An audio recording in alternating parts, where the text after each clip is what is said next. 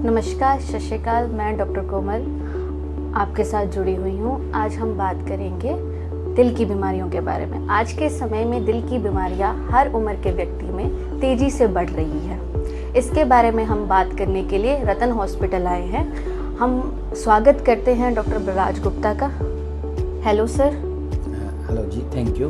Doctor साहब, आज के समय में दिल की बीमारियां बहुत तेज़ी से बढ़ रही हैं। आप प्लीज़ हमें बताइए कि इसका कारण क्या है। देखिए, ये बहुत इम्पोर्टेंट बात है कि इसका कारण क्या है। कारण जानना बहुत ज़रूरी है। कारण जानेंगे तो हम हार्ट अटैक से बचेंगे या इसका इलाज करेंगे। सबसे पहला कारण जो है वो जेनेटिक है। अगर किसी के माँ बाप को या माँ बाप के भाई बहन को या उनके माता पिता को, यानी कि खून के जितने रिश्तेदार, अगर उनको किसी को हार्ट अटैक हुआ है तो चांसेस हैं कि उस इंसान को भी हार्ट अटैक ज़्यादा होने का। दोस्तों, इसके अलावा high blood pressure, diabetes mellitus, cholesterol की मकदार ज़्यादा होना, वेट का ज़्यादा होना, ये बहुत बड़े कारण हैं। अगर कोई आदमी सीडेंट्री लाइफस्टाइल है, जिसका जो चलता फिरता ज़्यादा नहीं है, बैठा हुआ एक जगह पे काम कर रहा है, उसको। इसके अलावा जो आज सबसे बड़ी समस्या है वो है तनाव, यानी कि स्ट्रेस।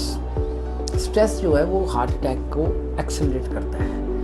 दोस्तों, इसको सिर्फ इस बात के लिए ना देखो कि किसी को टेंशन है, किसी को तनाव है, स्ट्रेस है, बट ये स्ट्रेस बॉडी में बहुत चेंजेस लेके आता है। इसके अलावा जो मैं बताना चाहता हूँ वो स्मोकिंग है। स्मोकिंग जो है वो हार्ट अटैक का एक्चुअली नंबर 1 कॉज है।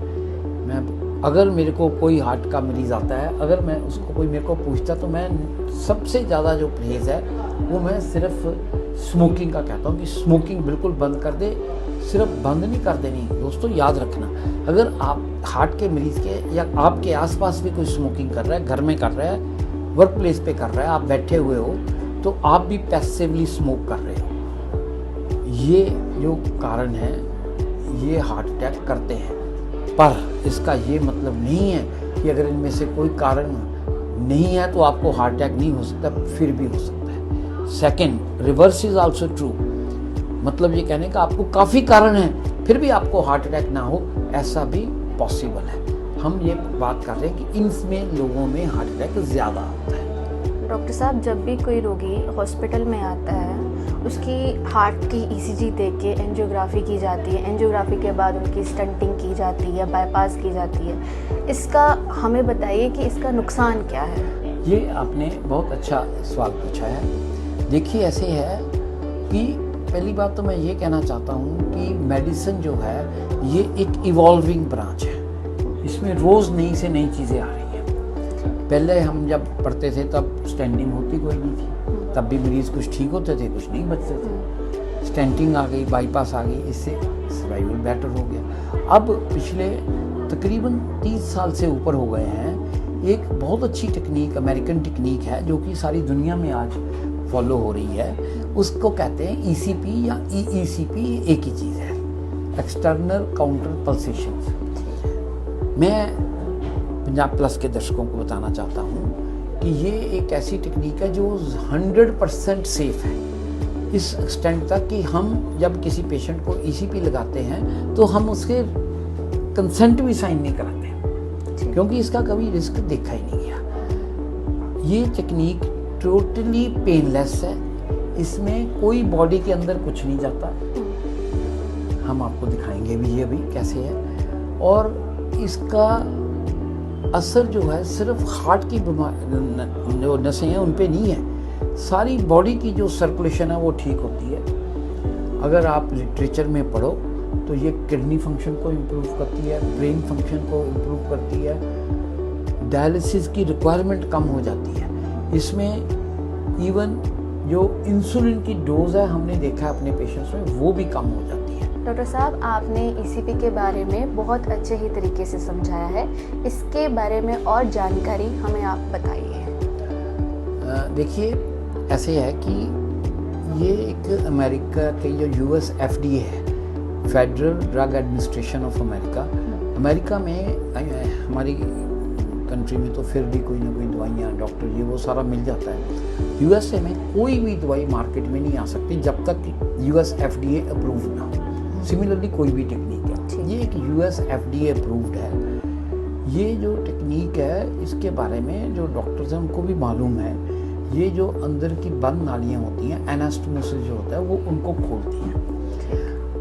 अगर इसके बारे में जानकारी, देखो आज हर इंसान के पास एक मैजिक बॉक्स है जिसको ये हम टेलीफोन बोलते हैं। आप गूगल कर सकते हैं। मैं ये चाहूँगा हाँ कि हम तो पिछले 15 साल से रतन हॉस्पिटल जलंधर में कर रहे हैं इसीलिए। हमारे पास ट्रेन स्टाफ है, नई नई मशीनें हैं। पर मैं चाहता हूँ कि आप अगर गूगल करना चाहें तो आप ECP इन US से गूगल करिए। वो कंट्री जिसमें कि कोई भी इंसान जो अगर गलत काम करता है, गलत चीज़ इलाज करता है तो उसको बहुत बड़ी जुर्माना या सज़ा हो सकती है। तो आपको सारी इसके बारे में इंफॉर्मेशन वो है वो मिल सकती है। सर अगर ये इतनी अच्छी टेक्निक है तो हमें ये स्टंटिंग और बाईपास से पहले नहीं करनी चाहिए?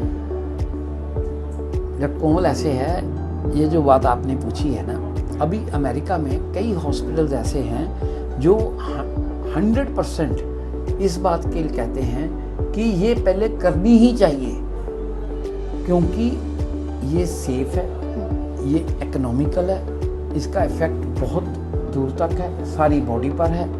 आपकी बात बिल्कुल सही है। खास करके अगर क्रिटिकल ब्लॉकेज नहीं है, क्रिटिकल की बात करता हूँ क्योंकि ये प्रोसेस जो है हल्का सा स्लो है, ये 20 से 30 दिन लेता है। एक दूसरा, ये नेचुरल एक ऐसी टेक्निक है जिससे अंदर की जो हार्ट की जो बंद नलियाँ होती हैं, नसें होती हैं, मैं दिखाना चाहूँगा आपको। उसकी जो नसें बंद हैं वो, ये एक टेक्निक ऐसी है कि ये मशीन लगती है, उसमें कफ लगते हैं। जैसे कि मैं एग्जांपल देता हूँ, जैसे कोई बंद हो जाती नाली तो उसको जो खोलने वाले हैं वो कोई जोर नहीं लगाते, मशीन नहीं होता। क्या करते हैं, वो एक सोटी के ऊपर कपड़ा बांध के उसको धीरे धीरे लगे रहते हैं।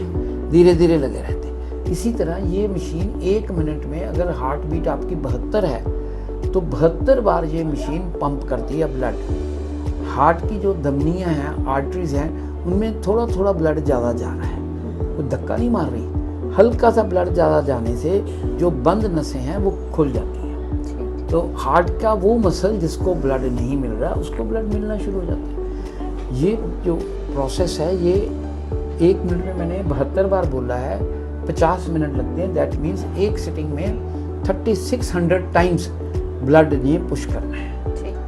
ठीक है, इसमें 35 से 50 सिटिंग लगती है, मतलब 1 लाख से ऊपर, 1.25 लाख से ऊपर बार ये होता है और इसका रिजल्ट बहुत ही अच्छे रिजल्ट है। डॉक्टर साहब, आजकल यंगस्टर में हार्ट की बीमारियां, हार्ट अटैक जो मेन है वो ज़्यादा देखने को मिल रहा है। इससे बचने के लिए क्या करना चाहिए और कब करना चाहिए? आपने मेरे मन की बात कही है।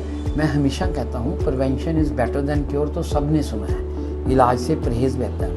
पर दोस्तों, हार्ट की बीमारी में prevention is the only cure. Remember my words, prevention is the only cure. कि ये हो ना, यही इसका असली इलाज है।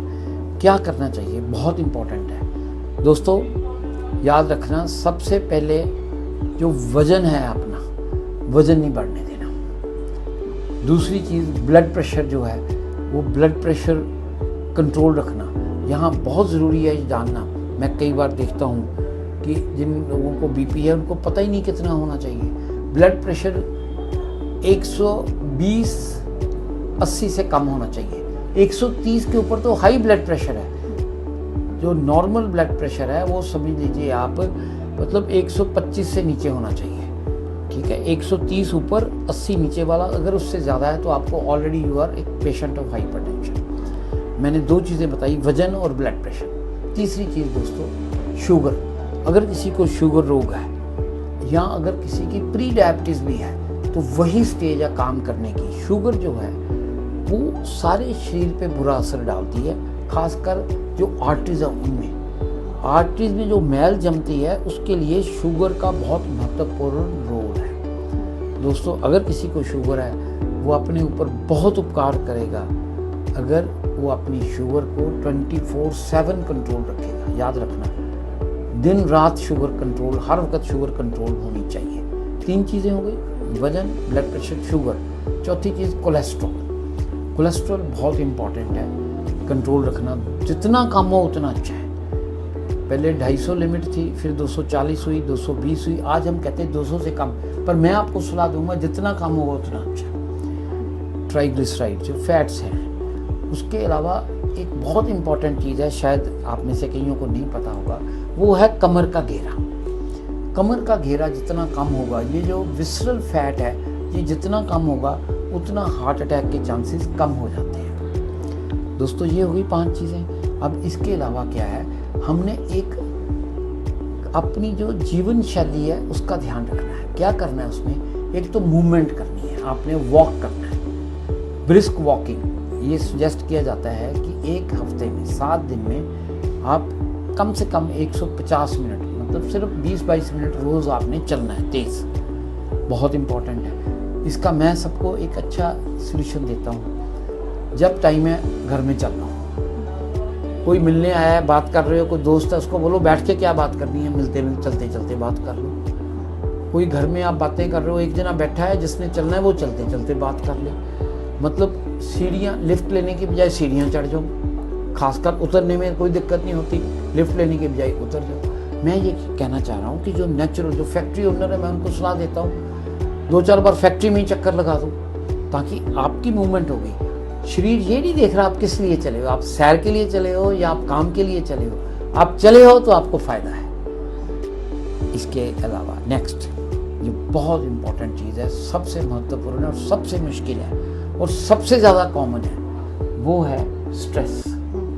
स्ट्रेस यानी कि तनाव। ये आज हर इंसान की लाइफ में, मेरे से शुरू करके, मैं रोज़ इतने लोगों को मिलता हूँ, मुझे कोई ऐसा इंसान नहीं मिला जिसकी लाइफ में स्ट्रेस नहीं है। वो किसी भी पद पे हो, कितना भी पढ़ा लिखा हो, अनपढ़ हो, अमीर हो, गरीब हो, शहर का हो, गांव का हो, साधु हो, संत हो, बदमाश हो, हर इंसान को स्ट्रेस है। दोस्तों हम स्ट्रेस फ्री वातावरण में नहीं रह सकते। इसके बारे में मैं चाहूँगा फिर भी हम कभी बात करेंगे, बट स्ट्रेस को हैंडल करना आना चाहिए। आप स्ट्रेस से भाग नहीं सकते। सो दोस्तों ये जो चीज़ें हैं, ये सारी चीज़ें खास करके उनको जिनके परिवारों में, जिनके खून के रिश्तों में हार्ट की प्रॉब्लम है, उनके लिए ये बहुत महत्वपूर्ण है। डॉक्टर कोमल, आपने एक बात बड़ी अच्छी सी पूछी। आपने पूछा कब से, ये बड़ी अच्छी बात पूछी आपने।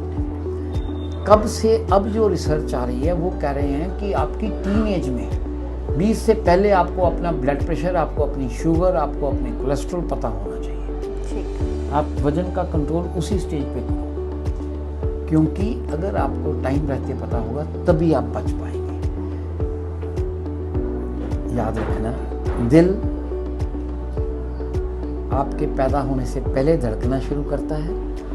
जिस सेकंड में कह रहा हूँ, क्योंकि 1 मिनट में 72 टाइम्स बीट करता है। एक धड़कन 1 सेकंड से कम होती है, 0.8 सेकंड की। जिस सेकंड में दिल की धड़कन बंद हो गई, आप जिंदा नहीं हो।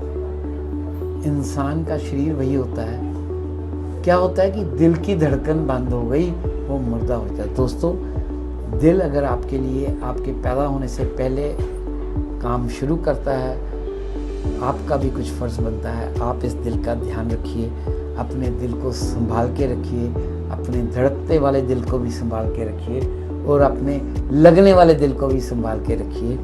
मैं यही शुभकामना देता हुआ आपसे इजाज़त लेता हूँ। थैंक यू डॉक्टर साहब, ਤੁਸੀਂ ਸਾਨੂੰ ਬਹੁਤ ਵਧੀਆ ਜਾਣਕਾਰੀ ਦਿੱਤੀ ਹੈ। ਮੈਨੂੰ ਉਮੀਦ ਹੈਗੀ ਕਿ ਸਾਡੇ ਦਰਸ਼ਕਾਂ ਨੂੰ ਇਹਨਾਂ ਦਾ ਫਾਇਦਾ ਹੋਊਗਾ। ਠੀਕ ਹੈ, ਜੇ ਕਿਸੇ ਦੇ ਵੀ ਸਵਾਲ ਹੈਗੇ ਆ, ਉਹ ਸਕਰੀਨ ਤੇ ਦਿੱਤੇ ਹੋਏ ਨੀਚੇ ਨੰਬਰ 'ਚ WhatsApp ਕਰ ਸਕਦੇ ਆ। ਥੈਂਕ ਯੂ, ਧੰਨਵਾਦ।